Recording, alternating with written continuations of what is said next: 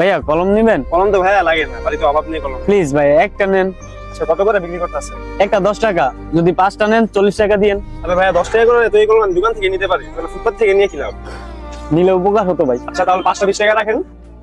না ভাইয়া সম্ভব না। তাহলে আপনার কলম আপনার কাছেই রাখেন। শোনো, আপনি কিন্তু আমরা ঘুরতে যাবো, ঠিক আছে? ভাইয়া পেন লাগবে? দাঁড়াও 1 মিনিট। কি ভাইয়া কি বলো তুমি? ভাইয়া কলম লাগবে? না লাগবে না, জানের কাছে লাগবে না। ভাই এক পেন 10 টাকা, যদি আপনি 5টা নেন তো 40 টাকা রাখতে পারবো। নেন ভাইয়া। কেন ভাইয়া মাথাটা গরম করতেছো? বললাম না লাগবে না, যাও এখান থেকে ভাই, যাও। ভাই একটা নেন। তোমাকে বলছি না একবার যাও, তোমার কি মাথার সমস্যা আছে? আমি তোমার এই 10 টাকা আমার পেন ইউজ করবো, আমি প্রিমিয়াম কলম ইউজ করি, ঠিক আছে? ওর থেকে আসে যত সব, যাও এখান থেকে যাও। হ্যালো শোনো, আমার কি মক্কেল ভাইছস? 1 ঘন্টা ধরে বেড়া বয় রাখছস, আইস না কেরে?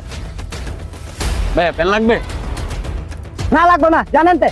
ভাই একটা 10 টাকা, 5টা 40 টাকা দিয়েন। নেন। আরে ভাই আগে তুমি মাথাটা গরম, আবার কে মাথাটা গরম করতেছেন জানেন তে? ভাই বিপদে আছে, যদি একটা কলম নিতেন খুব উপকার। এই ভাই ওই যে কথা কই কানে জানে জানেন তে? বড় ভাই একটু এদিকে আসুন তো। ভাই পেন নিবেন?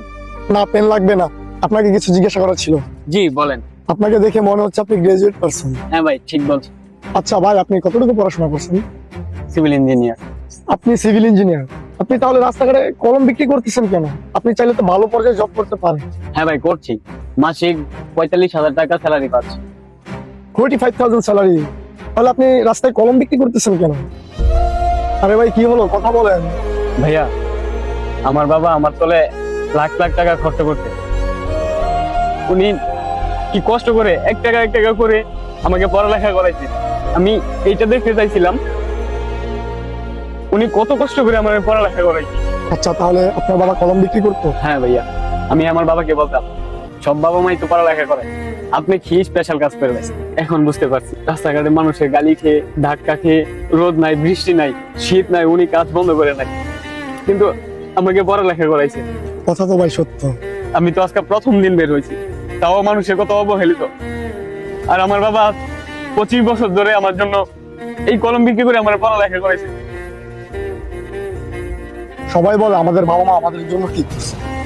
আসলে ভাই এখনকার সোসাইটির যে ছেলেপেলেরা, ওরা না আসলে ভাই এটা বোঝার চেষ্টা করে না যে আসলে আমাদের বাবা মা আমাদের জন্য কি পরিমাণ কষ্ট সহ্য করতেছে বা কি করতেছে। এটা একমাত্র বাবা মাই সহ্য করে, ওরাই বুঝে ভাই। আপনি এই বয়সে বা এই পর্যায়ের মানুষ হয়ে ভাই আপনি এইটা বুঝতে পারতেছেন ভাই, আপনি খুব ভালো মনের একজন মানুষ ভাই। আপনার মতো চিন্তা ভাবনার মানুষ যদি এই সোসাইটিতে সবাই থাকতো, তাহলে আজকে এই সন্তানের জন্য বাবা মাদের বৃদ্ধাশ্রমে থাকতে হতো না ভাই। আপনাকে একবার জড়িয়ে ধরতে চাই।